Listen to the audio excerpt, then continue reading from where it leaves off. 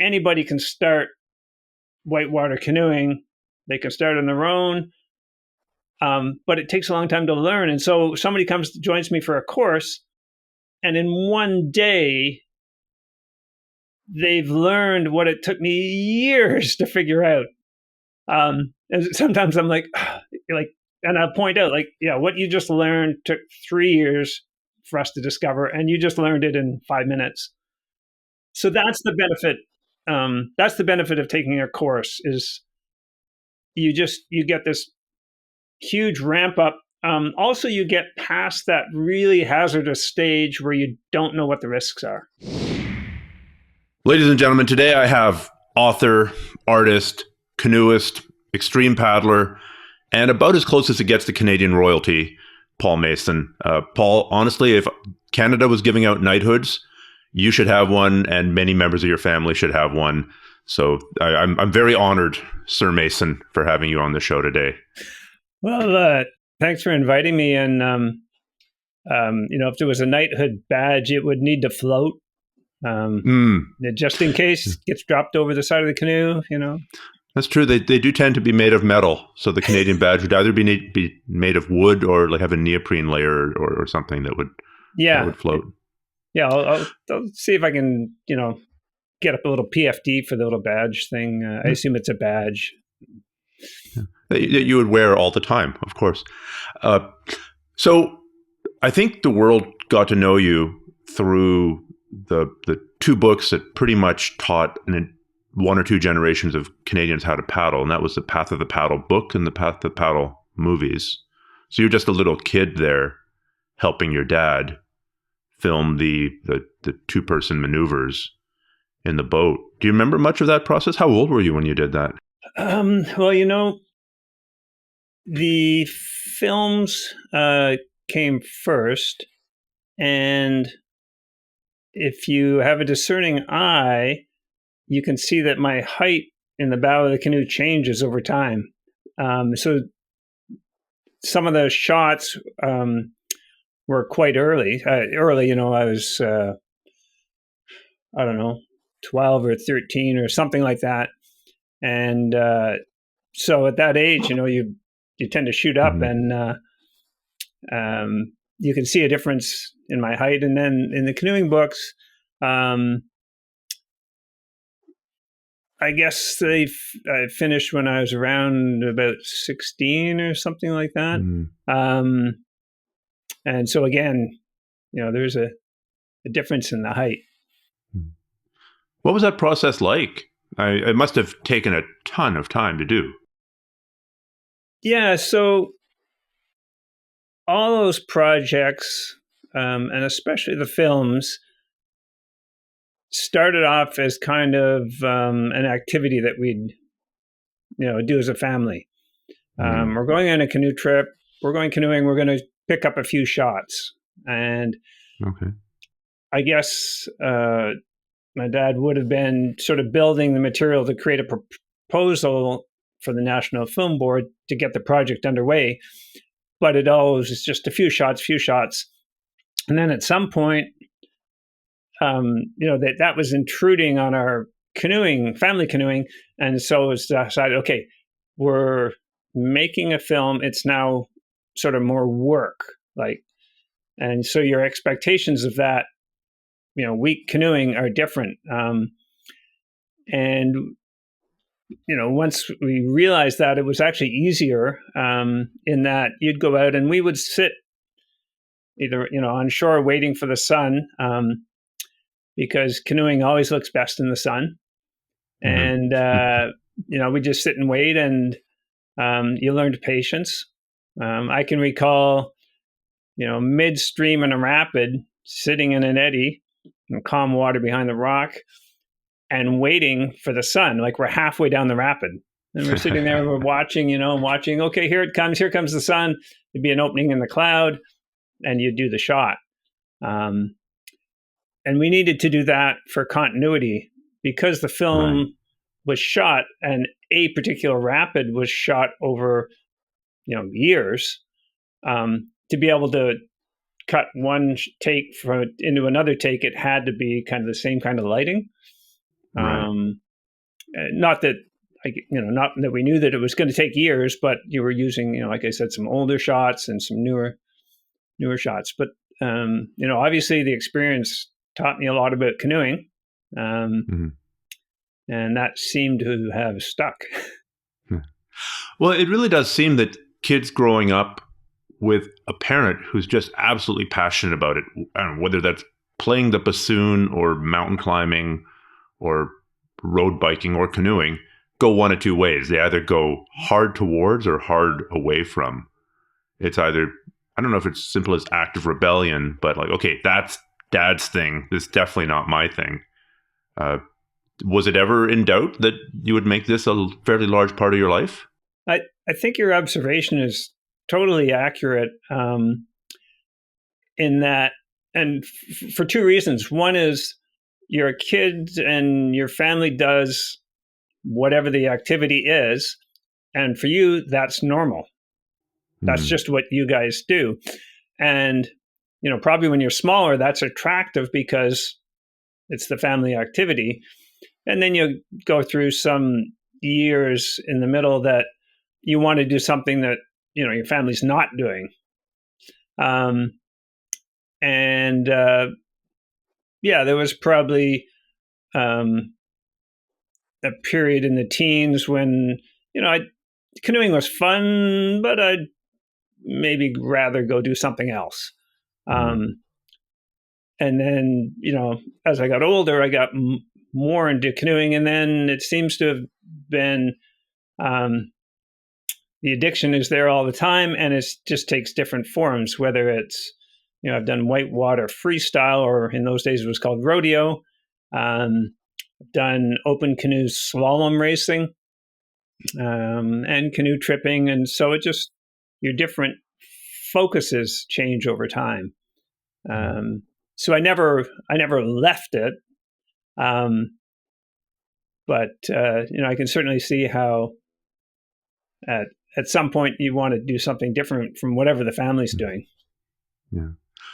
For the people who kind of have a very preliminary understanding of this, can you just go through the different main modalities of the sport? You mentioned rodeo, and that's the era that I grew up in, so I'm going to slip and call it rodeo. Yeah. What's that? So I'm pretty sure that we are going to forget several styles of canoeing and offend a whole bunch of people, but we'll go for it anyway.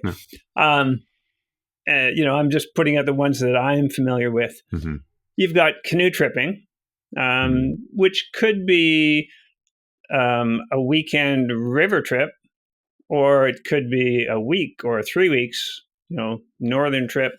All kind of into the category of canoe tripping, typified by kind of a slower canoeing style in terms of running whitewater, more conservative because you've got all your camping gear in the canoe.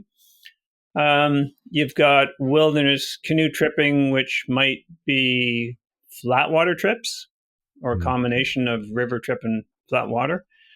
Getting into the more, I was going to say recreational, but the more urban style of paddling, you've got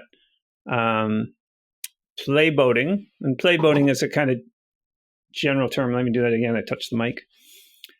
Play boating is a general term for any kind of whitewater craft that you're not doing like overnight trips. You're doing day trips, and the focus is on playing in the whitewater. So nowadays we have quite short whitewater canoes, and they're great for play boating. You've got whitewater slalom. So that would be doing a slalom course like we see in the Olympics, except in an open canoe. And that teaches you a lot of different skills and really refines your paddling technique, because the slalom poles don't lie. You either hit them or you didn't. And so that's another aspect. So that's in a rapid with the cables stretched across the rapid, off the water, and poles hanging down. You have to make it through this gate upriver and then make it through that gate downriver, and there might be a big ledge in between or something like that. Yeah, and you've got green gates and red gates. The green ones you go downriver through, and the red ones you go up through. So typically the red one would be over, behind a rock or in a calm pool of water, and you'd be going into that pool, coming up through the red one, and then continuing off to wherever they go. The benefit of slalom is that it's easily accessible in the sense of you don't have to travel far. For instance, in Ottawa here, there's a Whitewater slalom course downtown. You go there, you paddle for half an hour, and then you go off to do whatever. So it's not a big. I've done a lot of play boating, but I've never done slalom, and I've always thought that it would be really useful for just increasing the precision. Like you said, the poles don't lie. You made it exact. You didn't make it to the bottom of the rapid without crashing and burning. That's not necessarily the goal. You went exactly here, exactly where you needed to go. And that kind of precision, I think, would carry over to all the other aspects of boating as well.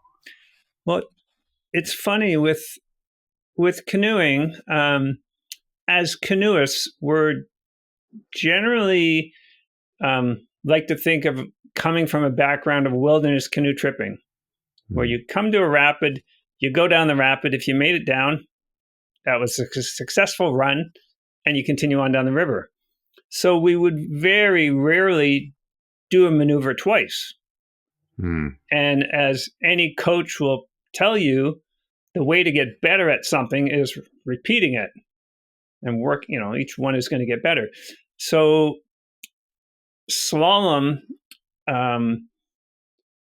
you get to repeat, do the same maneuver again and again. As you mentioned, the poles are hanging, and they give you a great feedback as to whether you were on the track that you were supposed to be on or not. If you're off, you hit the pole, and you try it again, try not to hit the pole.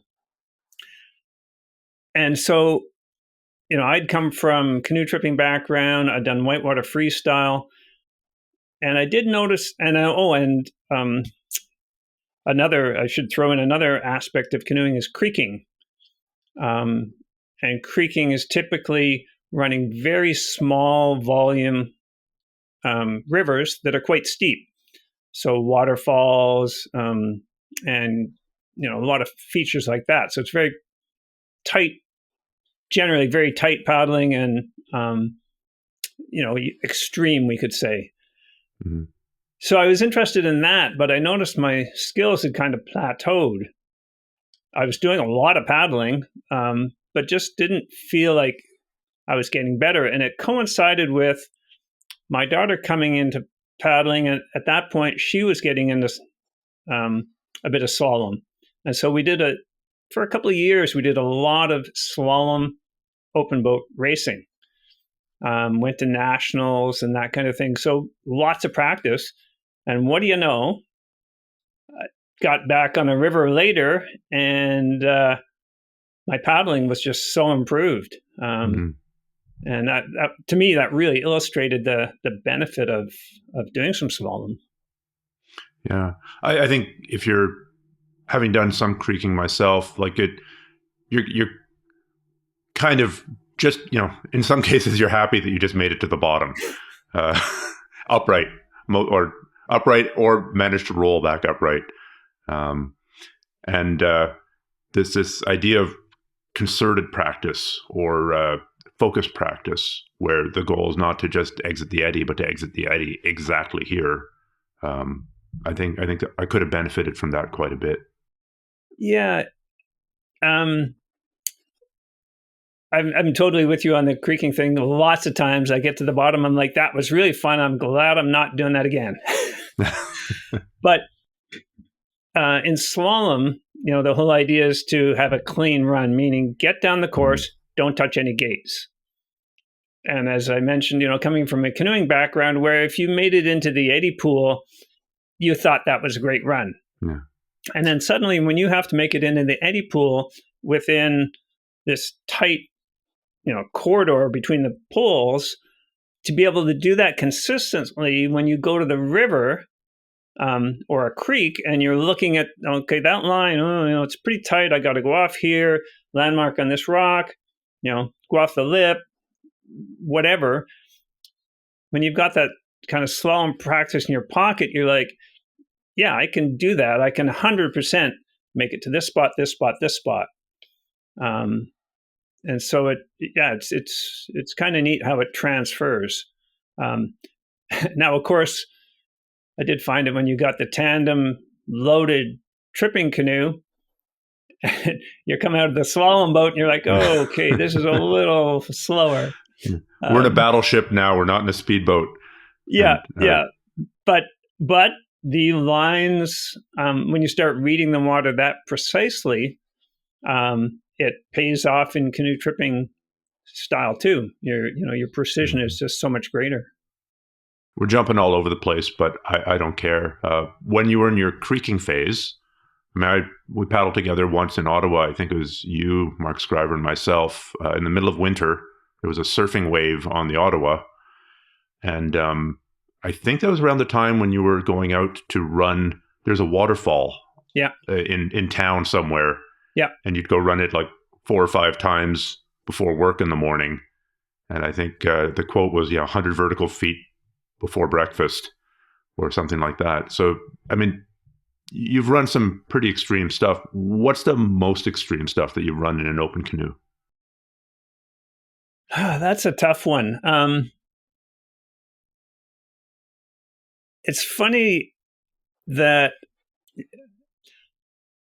I guess when we look at another sport or look at somebody else, that's an extreme sport. They are extreme. Mm-hmm. And then when you break it down, there are some people that are truly doing extreme things. I was always of the approach that I preferred rapids or drops that were kind of like single move. Mm. So if you messed it up, you're not about to go over something horrendous. Now, having said that, I think it's only in hindsight I can look back and go, oh yeah, okay, that was probably the toughest one. And it's probably easy in that the hardest one was probably the one where you felt the best after. Okay. Which is too bad. It's too bad we don't get that buzz from the easiest rapid. That'd be much easier to deal with. Yeah. So I don't even know if I could pin it down to a particular rapid, but there's been certain rivers that have been like, yeah, okay, that was a tough one. For example? Well, let's see. There's in the States, we paddle down in Tennessee a fair bit in March. I've done that a bunch of years. The Upper Tremont, the Watauga, some of those named rivers down there and creeks, sort of Ontario, Quebec, the Doncaster, and then we've got the Ottawa, and the Ottawa is a big river, so it's not a creek. Big volume river, but it's got a whole variety of water levels. So, I ran it at like -4. That's a completely different day than Mark Scribe and I running it at +25, which was like epically huge. So I think you're getting the idea. It's really hard to pin down like one particular thing. I can think back to some things that were bad ideas in hindsight. I mean, like, oh no, we shouldn't have done that. Let me guess: a river in flood, or a river with horrendous portages. It's always one of those two. Well, the river in flood, the new river in the States at, I think it was 13 or 14 on the gauge, and I guess normal would be like 1 or 2. But 13 or 14, no recognizable features and mammoth waves. which resulted in an epic portage, as you mentioned. I think paddling in the winter with ice around, I've got a bit more respect for that now. Did you come close to going under the ice at any point? I haven't, but we did lose a friend. Oh, no. Not when I was there, but I think what happens is sometimes you don't read the environment, and we're all guilty of that. Thinking, after we've done it, like, oh, that water actually was going under that rock, and maybe from when we read the water, we're like, we just didn't see it. But a videographer that lived up in Beachburg, flipped and went under some ice number of years ago. But it's. I now look at some features like ice, things like that, and say like, okay, if that was Niagara Falls right there, would I still do that maneuver? So there's sometimes anything where the water is going under stuff, because the hazard isn't really visible. You have a rock. What'll happen is there'll be a rock, and the water will either erode under it, or maybe the rock's perched on another rock, and you'll get water going under it, which is a very lethal, or can be a lethal situation. But you can't see it because the water's going under the rock. If you know it's there, ask yourself, if that was Niagara Falls right there, would I do this maneuver? And if you go, yeah, then you're confident that you're going to do it, or you might go, yeah, okay, no, that's not a good idea. For the people who are listening or watching, if I'm going to put words in your mouth, if there's just a big rock in the middle of the river and the river's piling down onto it, usually if you're swimming or if you're in a boat, you're going to wash up against the rock and usually wash off. But if that rock is elevated and sitting on a bunch of other rocks, it's a sieve, and you could end up going underneath it. And, that's really bad. I imagine some people survive it, but it's not common. Yeah. So in the sort of river environment, there's a few hazards. Just a second. We're going to stop and wait for that pump to stop running. Oh, I honestly can't hear it. Oh, can you not? Okay. No. In the river environment, there's a few hazards. Some that are perceived as a risk or a high risk and aren't really, and some that are a bit more invisible. For your average paddler, canoeist, kayaker, rafter, the number one realistic hazard for them would be, take a guess. I'm going to say cold water, hypothermia. How about foot entrapment? I've not come across that myself, and I've spent a lot of time in rivers and wading up rivers. But maybe it's because of your dad's book, Path of the Paddle, which made a real big deal about it, where it's become so much part of my awareness, like, don't get your foot stuck, don't get your foot stuck, don't get your foot stuck, that I've not come across it. I've never had a close brush with it. But statistically, it's the biggest hazard? I don't know that maybe describe what it is. Yeah, so the thing about a foot entrapment is I don't know that it's the biggest hazard, in terms of things that happen. Probably not. But in terms of something that's hard for a rescuer to assist with, like, it's way up there on my list of I don't want to see that happen because it's so hard to deal with. So a foot entrapment is, and the reason it's such a hazard to new paddlers is that when they fall out of the boat, whatever it is, canoe, kayak, raft, they immediately want to stand up. And two things are happening there. One, they think they can stand up and stop themselves or go to shore. Two, I think there's kind of a saving face thing that just kicks in automatically. Like, if I stand up, like, I'm okay, the problem is that puts their feet down, and there's, lumpy rocks and wood and who knows what down there. if your foot gets stuck, the current pushes on you and your foot can't come out, and it will push you down in the bottom of the river. So you end up lying flat, as illustrated in the Path of the Paddle books.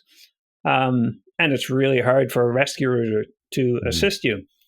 So, when we're talking about hazards, that's a realistic hazard. You mentioned about rocks in the river. Yeah, usually they're pretty friendly. The water goes up, pushes against the rock, flows around it. If you're swimming or in a canoe, you will tend to follow that water around the rock. And then if you get in behind the rock, you could stand up because the water's not moving behind the rock. So it's not a bad thing. If you get a pile of rocks, as you mentioned, you can get water going through the rock, and that becomes a hazard.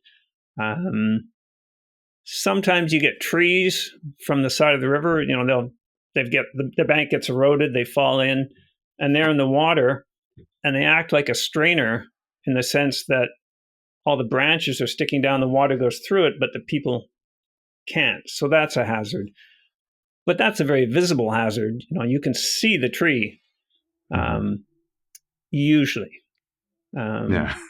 But, just to give a sense that there are a bunch of hazards there, but a lot of them, you won't run into, or I shouldn't say you won't run into, but you'll know about them in advance, in the sense of, I'm going to go to the Ottawa River. Mm-hmm. Just about anybody I ask could tell me, oh yeah, on the Ottawa, there's 2 spots where you shouldn't swim. So it's like local knowledge. I'm going to go to the Watauga in the States. Oh yeah, well, you don't want to swim here, and don't go river right, point B.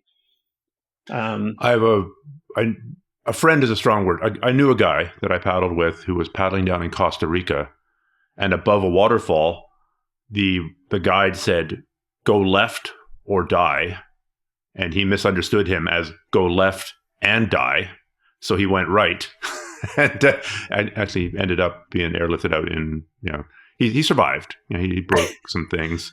But yeah, the nuances here of go left or die versus go left and die, important. So for a fair hunk of time, I was paddling with some friends that lived down Montreal area. And I was just kind of getting into the idea of creeking. And so we were in 12-foot canoes. So whitewater canoes designed for that kind of stuff.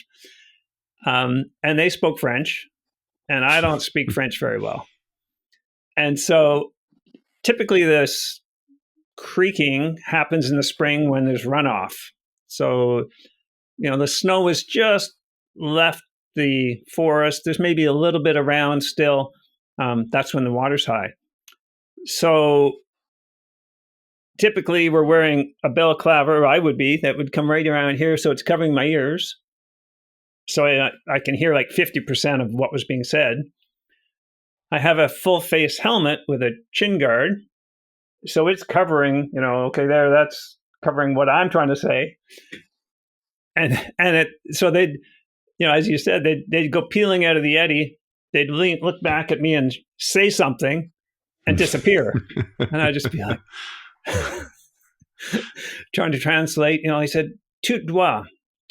Does that mean all right, or all right to go straight? Anyway. Yeah, some comical situations. I'm going to follow you, and hopefully you went the right way. Yeah. So, the question is often asked: when you're paddling difficult water, be it, okay, I'm going to start that question again. There's a good rationale for canoeing in the wilderness. It's just so much easier to unpack a loaded boat when it's a canoe as opposed to a kayak. If you're doing a sea kayak trip, if you're doing a covered canoe trip, you're spending a lot of time on your hands and knees trying to get your gear out of the bulkhead areas, and it really slows down a portage. And if you've got 10 portages in a day, a lot of your time is going to be spent packing and unpacking. The canoe, you just throw your gear in the boat, tie it in if it's appropriate, over the portage you go, and so that makes sense. So the question then is, when you're paddling the difficult water for fun, why are you in a canoe rather than a kayak? Because a kayak doesn't fill up. A kayak, you have 2 paddles. You can roll a canoe, but it's probably easier to roll a kayak. So what is the defense of paddling difficult and dangerous water intentionally in a boat that's arguably not as well designed for whitewater? We have had that discussion multiple times, with different people. For me, there's 2 parts to that answer. There might be 3, but we'll start with 2. I don't like the feeling of being in a kayak with a skirt on. I get this claustrophobic feeling. And in a canoe, when you flip over, even if it's a canoe that you can roll, when you flip over, you can just fall out. There's nothing, you can set it up so there's nothing holding you in. It's just the pressure of your feet on your knees that holds you in the boat when it's upside down. I did try some C1, so that would be, it looks like a kayak, except that you're kneeling and you have a skirt. For the reason that you mentioned, it's more maneuverable, it stays dry, it doesn't sink. And when you do come out of it, you can't swim because your legs have had all their circulation cut off. So you're basically swimming through the rapids with 2 50-pound appendages that are not able to actually flip or kick or anything. Yeah, I don't think anybody has ever said, you should try C1, it's more comfortable. You'll probably never hear that. So what did you find with C1? So it's the same kind of claustrophobic thing. You're strapped in with straps across your legs. You got the spray skirt. So the open canoe attracted me because of that freedom to get in and out. And then there is an aspect of canoeing. It is admittedly harder to move it around. But there's also a challenge there in that there's a lot of stuff you can learn. Not to say that the top kayakers haven't learned a lot of stuff too, but some canoeists just like the fact that there's so many ways to maneuver the craft around.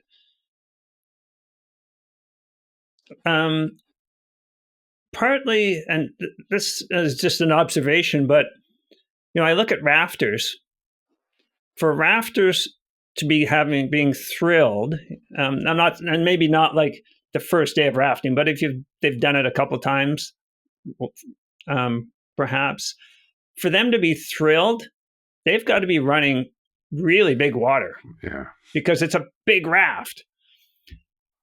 For a kayaker that's competent, for them to be challenged, they're going to be needing to run something that has got some difficulty to it. And as you increase the difficulty, you are usually going to be increasing the hazard exposure. So in some respects, it's harder to run something in a canoe. And if you like the challenge, then you're going to be running easier water than you would be in a kayak to get that same challenge. Does that make sense? Yeah. 100%. I mean, you're going to get in trouble in both sports, kayaking and canoeing.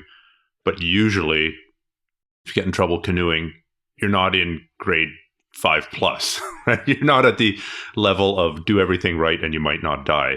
And if you've done something wrong, you're probably going to die. So, I would argue, when I had these arguments, I would point to it was an edge case, but I was running a river with some kayakers. And it was a small creek, and it was our first time down it.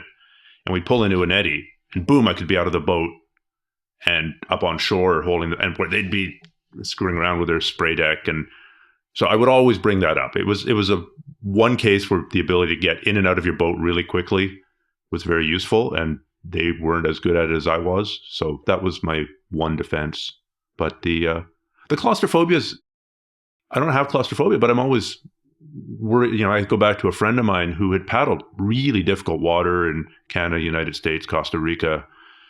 And she put her spray deck on one day for a kayak. And the spray deck's got this knob on the front that if you flip upside down, you need to pull your spray deck. You reach and you pull that knob and it pulls the spray deck off. She had tucked that into the cockpit of her boat by accident after having paddled for 30 years. And so she flipped on like a grade 2 section of water, super easy. And she, for whatever reason, she lost her paddle. She, was disoriented. Oh, screw it. I'm right by shore. I'm just going to pull it. It's the end of the day anyway. I got to get out. I'm going to pull the spray deck. And she couldn't, because she couldn't get at that knob because it was inside the boat. And she nearly drowned in maybe not even class 2. It was a section on the Chilliwack River. It was a takeout. And, fortunately somebody else saw her thrashing about and helped her. But that would be not a great way to go. Yeah. I've heard of that happening more than once. Really? Where somebody's noticed or it was inconvenient because like, oh, how do I get this open now? Like, so they weren't doing the upside. They had discovered before they did the upside down part. Okay. Yeah, I guess, now that I've canoed so much, I've so many different kinds of canoes. It's like it's not of like, oh, kayaks are bad. I paddle with kayakers all the time, and we spend a lot of time teasing each other. Yeah. I mean, that's just part of the fun. Of course. As your canoe's sinking, and they're paddling by dry but, you did mention the aspect of being able to get out and yeah, there are a couple spots where being able to jump out of your boat, may be, a good thing. Your kayaker would then argue back that if you were in a kayak, you wouldn't have gotten that position and need to jump out of your boat. Mm-hmm. So it's a never ending discussion. I think in the end, it comes down to personal preference.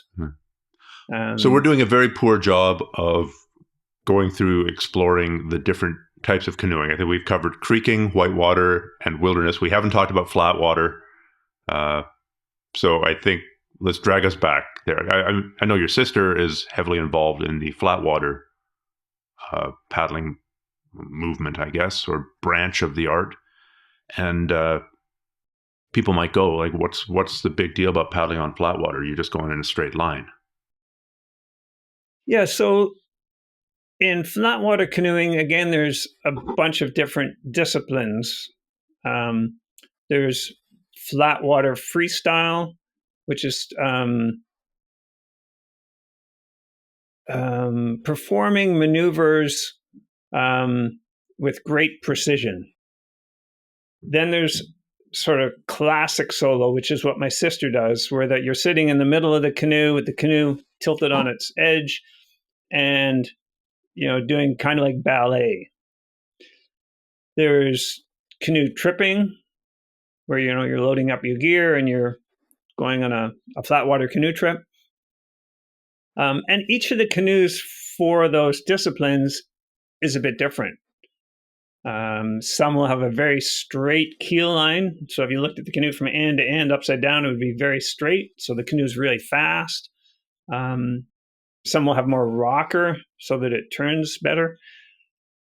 And I would say that many people will aspire to have one or more canoes of each of those categories. So you can go and do all different things. I hope you have a backyard. So, people often ask me, how many canoes do you need? And the answer is one more than you have space for. Yeah. That's.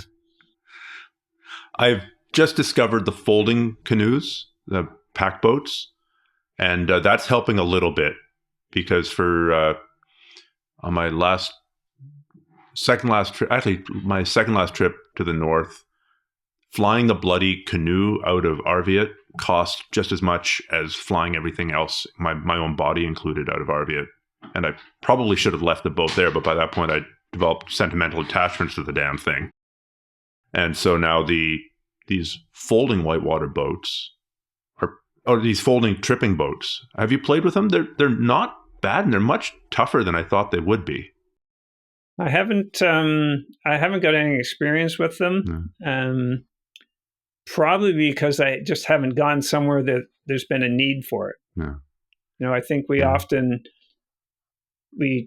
choose to do something and then we figure out the gear that we need for that, and I just haven't.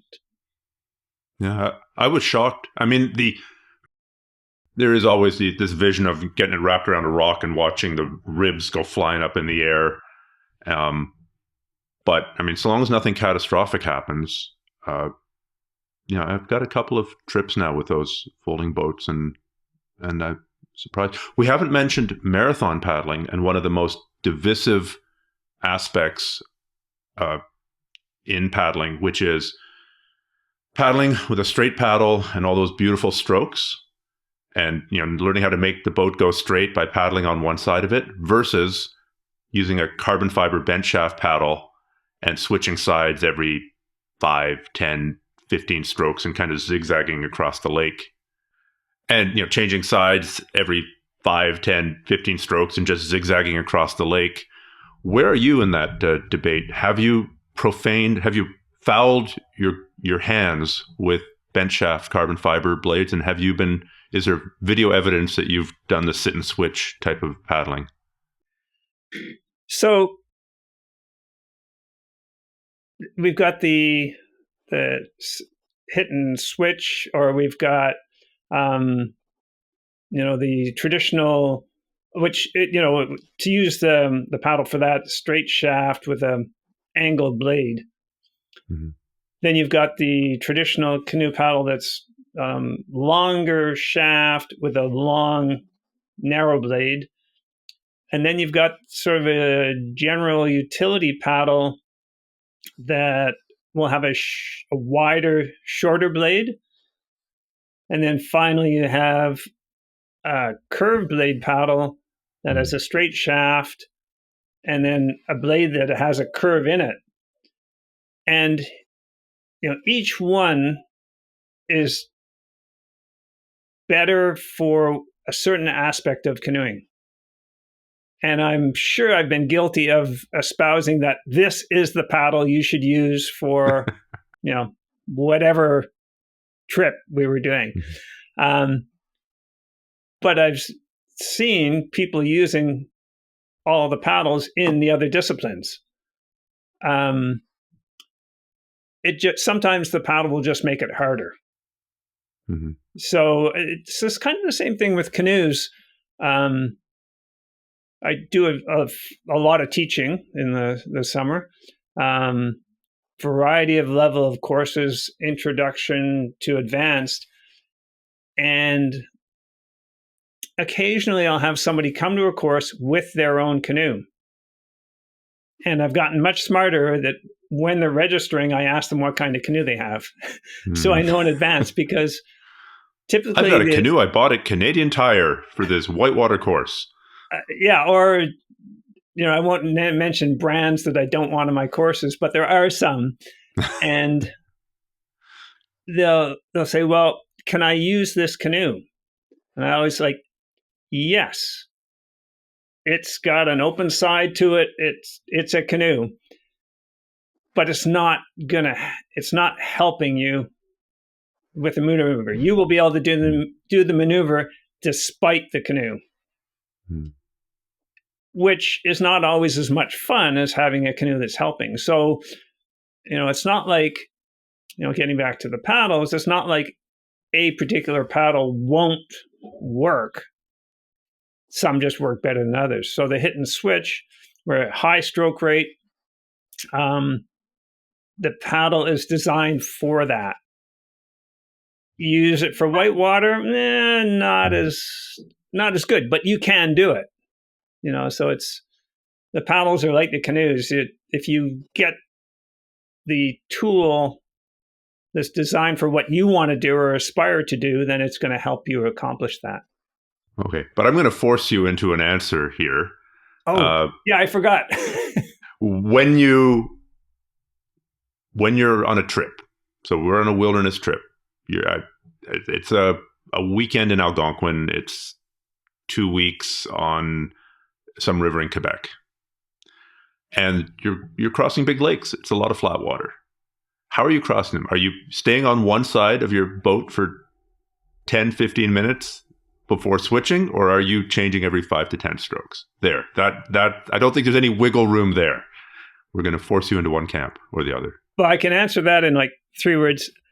I'm staying on one side and I'm steering with a J stroke. Okay. I just laugh because I mentioned that I have a few paddles. I have a few canoes. I have a few paddles to go with those canoes. And so on a trip, as you've mentioned, where you've got some flat water and maybe some whitewater, generally I would take a whitewater carbon curved blade paddle. So designed for maximum purchase and stiffness in whitewater. And I would take a canoe tripping paddle, which has got a long, skinny blade. So when the paddle goes in, the resistance on the paddle builds slowly. It's supposed to be easier on your shoulders. And that would be what I would choose to take. Having said that, more and more I find myself using the carbon whitewater paddle on the flat water because the thing weighs a quarter of the wood, the nice wood paddle with the nice blade. I've got this other paddle that weighs, so little, even though it's not supposed to be for that. I generally haven't used the bent shaft.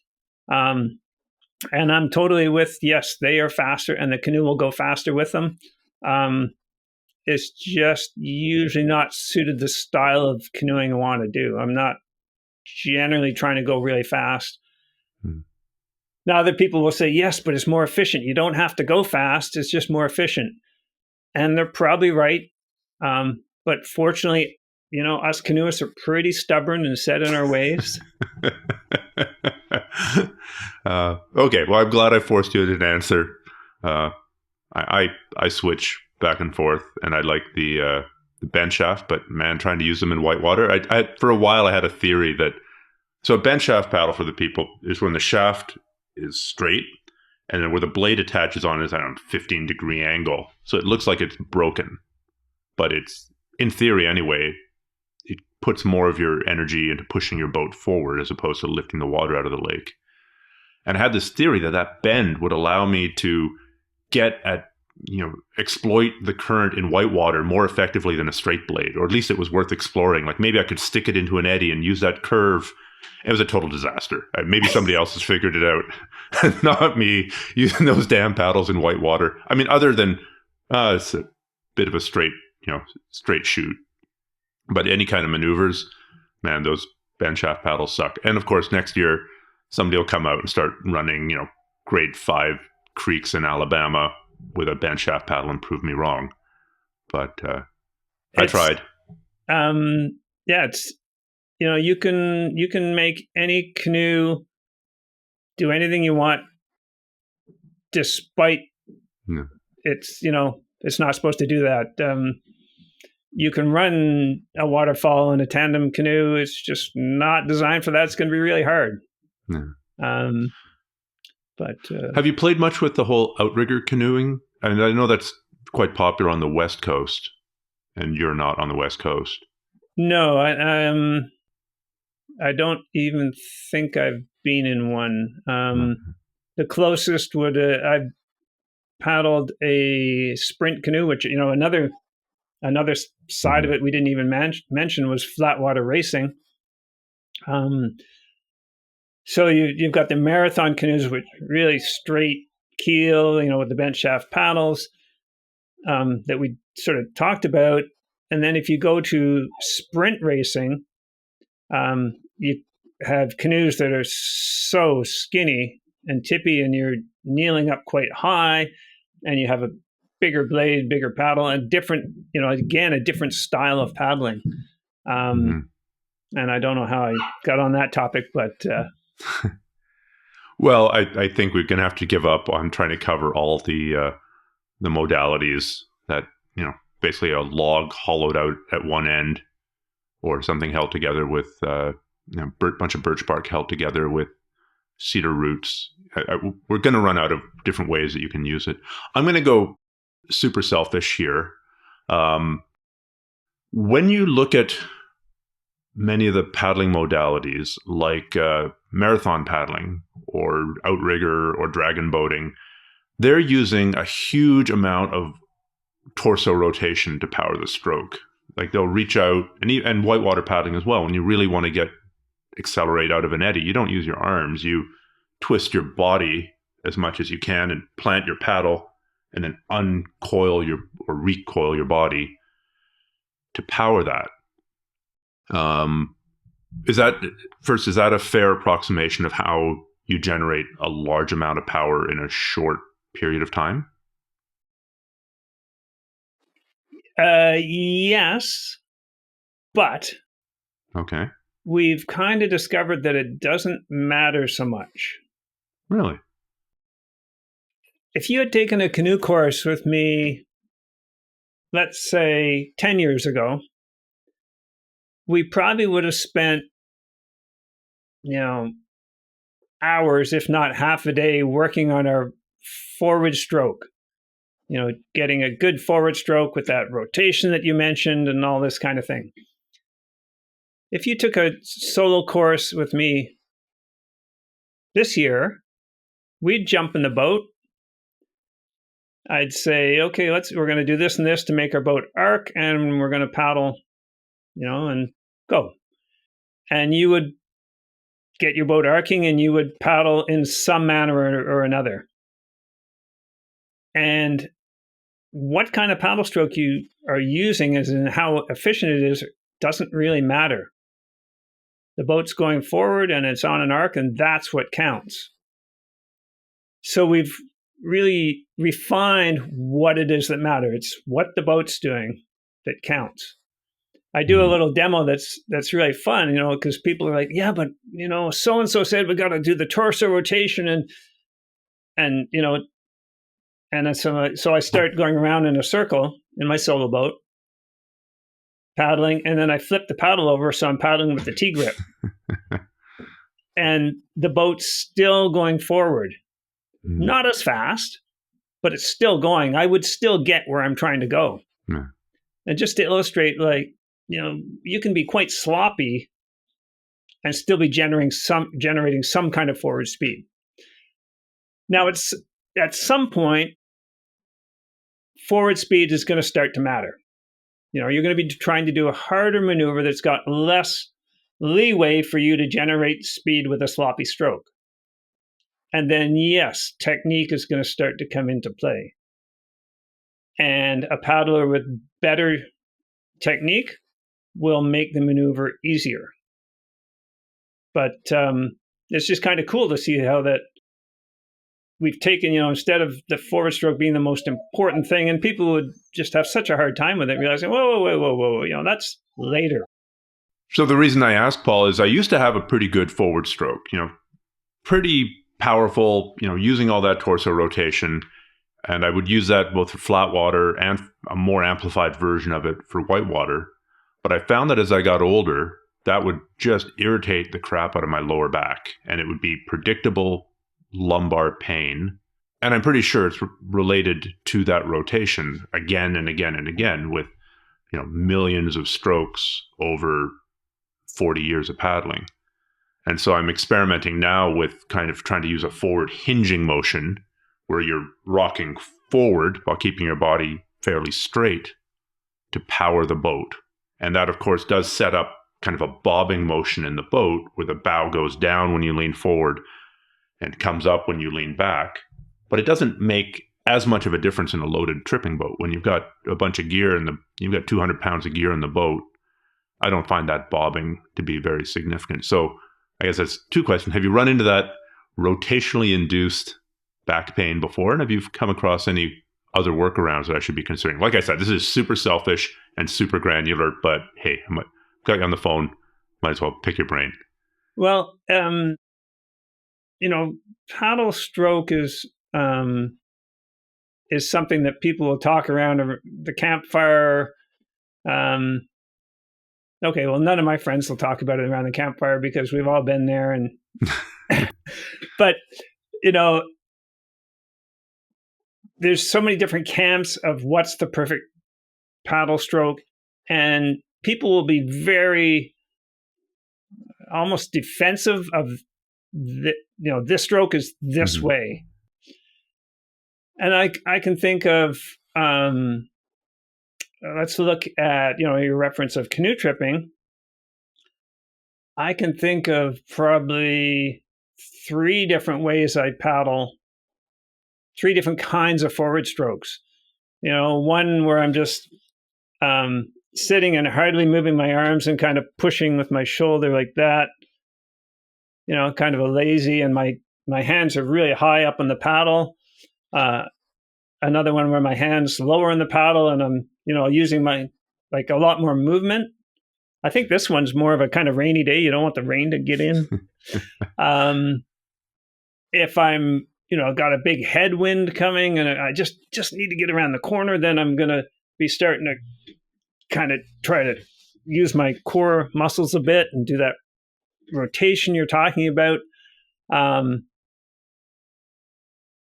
So there's a bunch of different ways. And with the big tandem boat, I think you're totally right. You can rock forward and it's not going to make any difference to the canoe. The canoe is not going to be bobbing because you're so far from the pivot point. It's when you get into a solo canoe that you're sitting on the pivot point, and if you lean your head forward, the front of the boat goes down. In a solo canoe,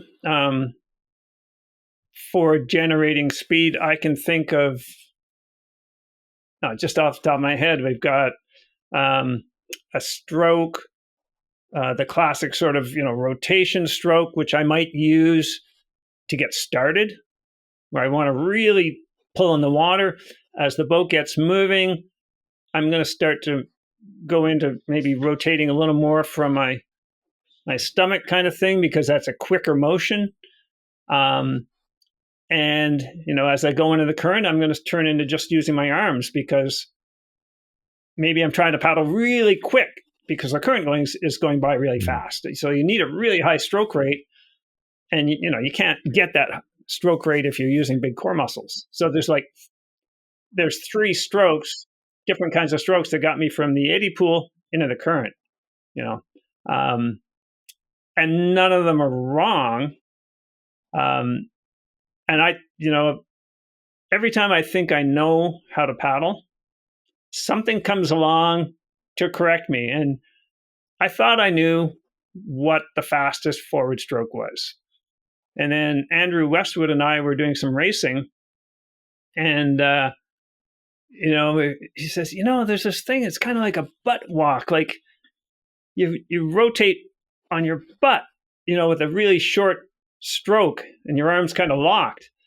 And so initially, of course, I'm like, you have no idea what you're talking about. That makes no sense. And then eventually I get it. And sure enough, we looked at other slalom racers, and the fast ones were doing this.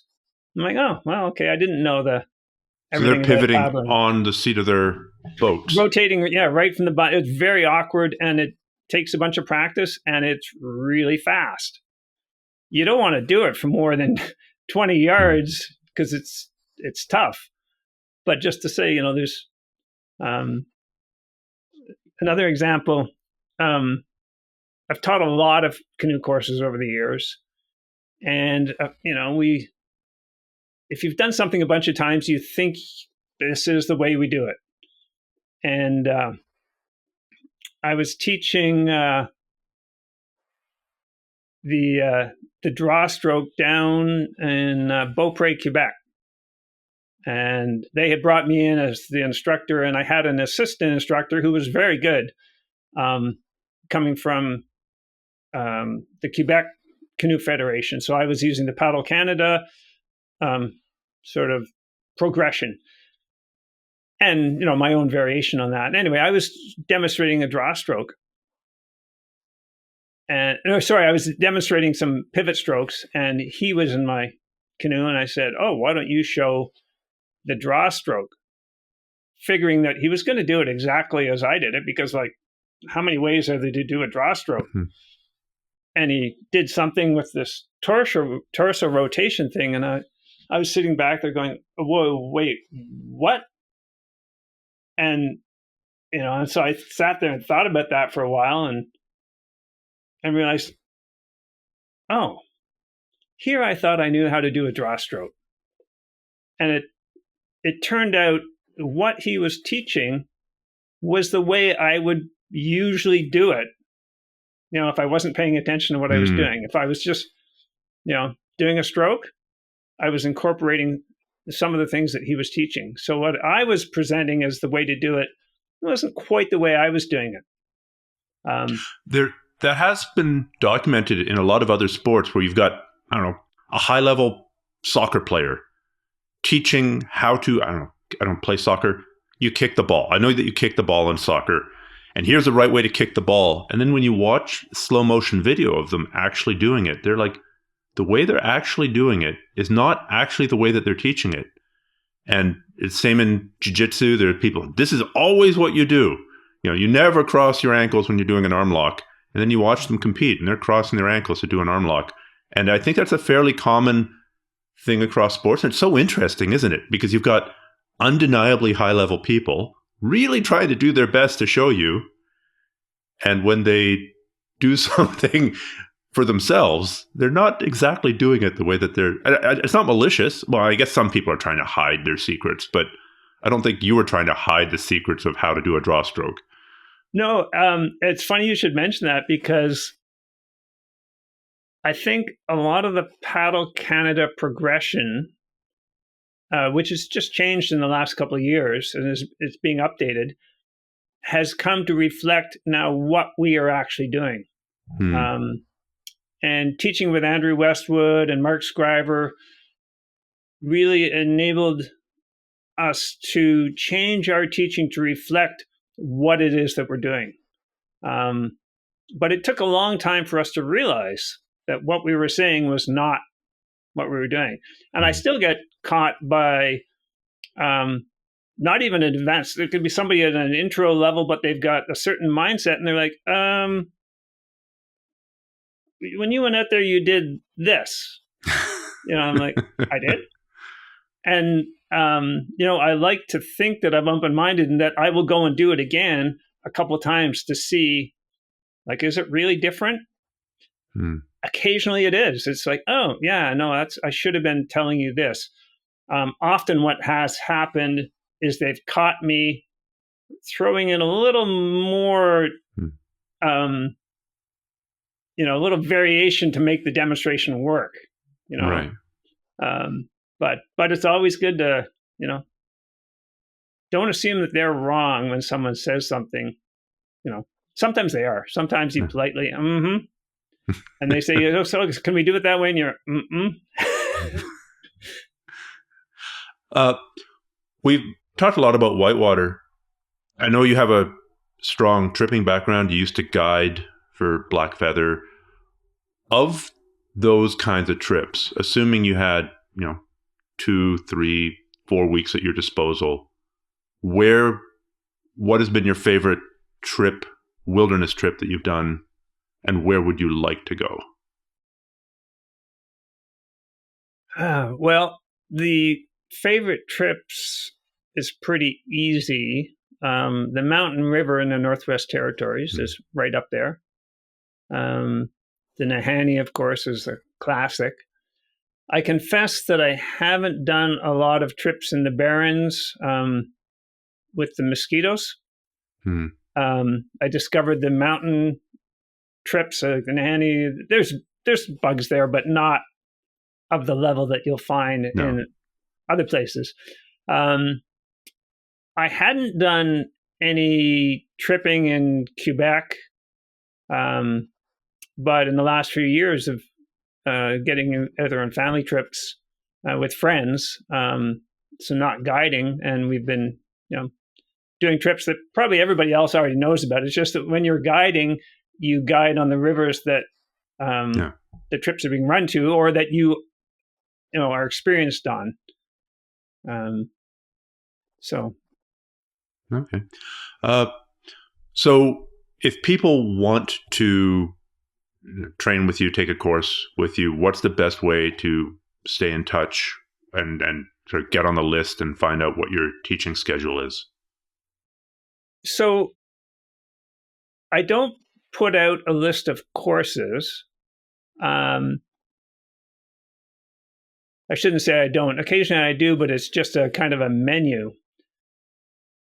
Generally what happens is somebody contacts me by email or Facebook and says, I've been doing some tandem canoeing, or I'd like to do some tandem canoeing in Whitewater. Where do I begin? And then I set up a course on a date that suits them, and that's the beginning of the course. Then I post that course around, or I've probably got other people asking the same question, and I try and put them together. Because I teach all my own courses, it's small groups. So it's a very hands-on kind of, what do you want to do? When do you want to do it? And then I try and find somebody to join you. So you'll post something on, you're setting up, I don't know, a beginner whitewater course in June. You'll post that on your Facebook, so people should follow, check out your Facebook. I'll post on the Facebook. It's also on the Paddle Canada website. You can go and look for courses in your area. But also on Facebook, I post a lot of tutorial videos. And it can be everything from how to outfit a canoe to the most recent one I posted yesterday, I think, was a review of how strong T4Mex is. T4Mex is the new whitewater canoe material that Eskeef makes. And I did a tongue-in-cheek video where I pound on it with hammers and rasps and grinders, and just to see how tough it is. But I also how tough is it? Pretty strong.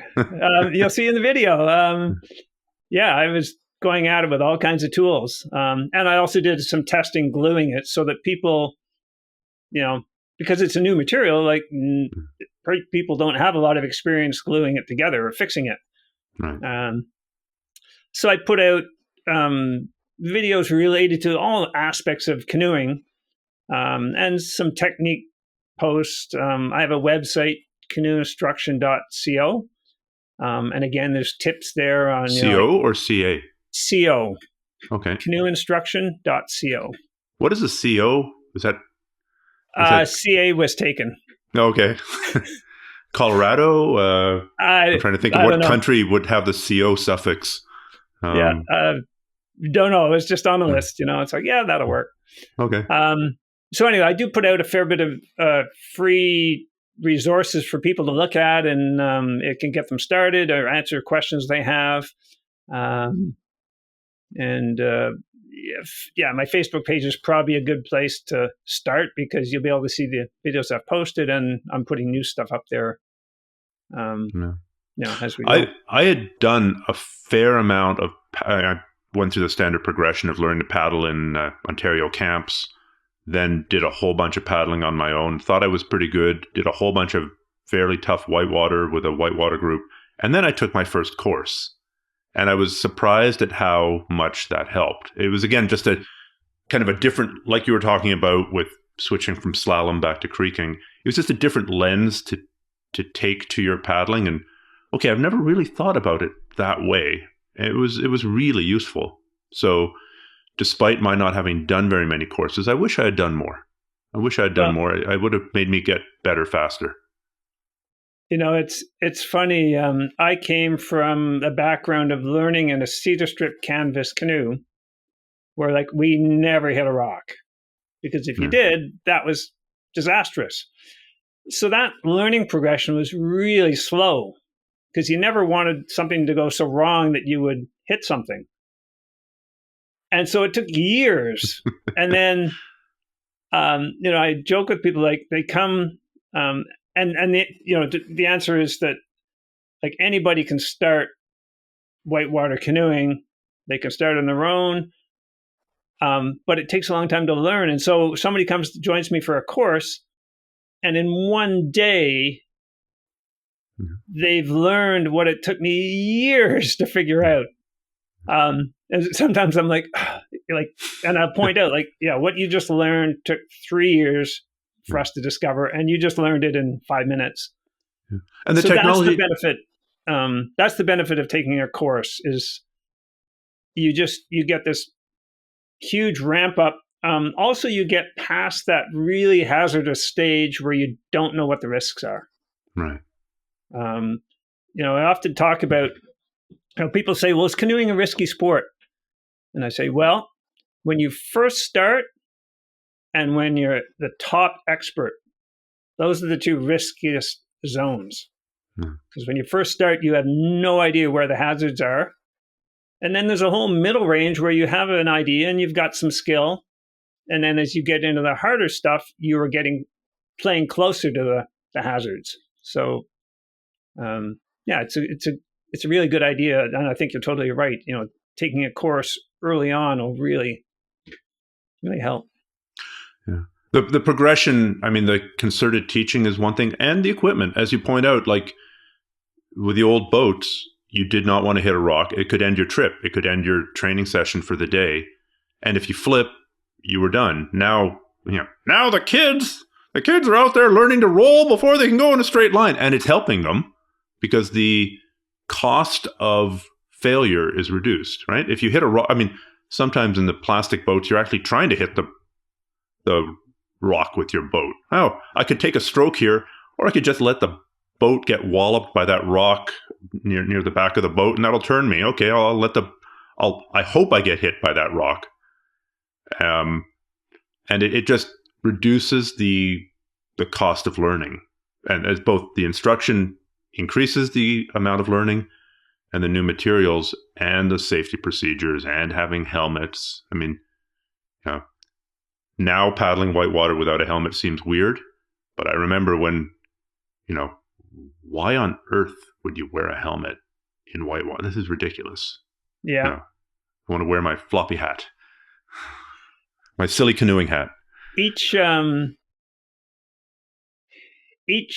change in sort of the standards of canoeing comes at great pain to previous canoeists, I think, in the sense of, going to helmets. Like as canoeists, we're pretty stubborn. It took a long time for helmets to become the norm. And, I can think of so many things in the past that fall into that category. We, in our solo boats, we have pumps now, a lot of us. And there'll still be purists that if you have a pump, it's not an open canoe. I kind of look at it like, hey, I have a pump. So when my boat fills up, I can empty it and I'm not tired, so I can paddle more. An electric pump or one of those sea kayak hand pumps? No, like a battery pump. Okay. Yeah. It takes a while to empty, but if you're playing, it's great. You don't get so tired emptying your boat. Yeah. It does offer a small margin of safety on more difficult water where I know that I don't have to get out to empty my boat. I could empty it sitting in the boat, which might be an asset. This is something that I've considered. I've never done it, where you just get a bilge pump from... Yep. I got the smallest bilge pump. It's a Rule brand, I think, 360 gallons a minute, I think. Wow.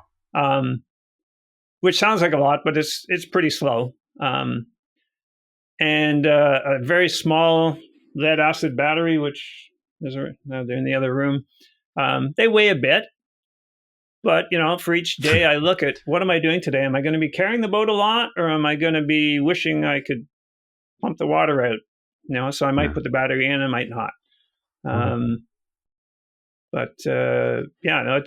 It's definitely a lot of fun. Okay. Well, that's fantastic. I've just learned about a new piece of kit that I need to go and acquire for those long rapids where I agree that it's going to be, it seems like a lot of water, but when the next big giant set of haystacks is coming up 10 seconds from now, it's not nearly enough water. It's not nearly enough of a rate of water pumping. So one more time, Paul, who are you on Facebook? what's your website and what's your canoe instruction? And then you're also on Paddle Canada, your courses. Just, I want to make it super easy for people to find you. So I think the easiest way to find me is if you typed in Paul Mason canoeing into any search browser window, you would come across me. Okay. Either through my canoeing, because in the winter months I'm a cartoonist, so you'll come across me there, or canoeing, which will bring you to my website, canoeinstruction.co, or to my Facebook page, which is also canoeinstruction.co, or maybe it'll bring you to my Paul Mason Facebook page. So any one of those things, and then there'll be a contact or a message, or all those ways to get in touch. Awesome. And people can email me. You have questions. It's funny you mentioned installing a pump, because I just put up on Facebook and YouTube a video of where to place your pump in the boat. So it's a little. I think it's like a minute tutorial, and the next one I've got coming up is going to be on what kind of battery. Right. So it's kind of to answer the questions like you have. Okay. Well, best of luck in your paddling. Best of luck in your teaching. Best of luck in your cartooning, and thank you so much. I've really, enjoyed geeking out about canoeing and paddling and spending time in freezing cold water. All right. Thanks for having me.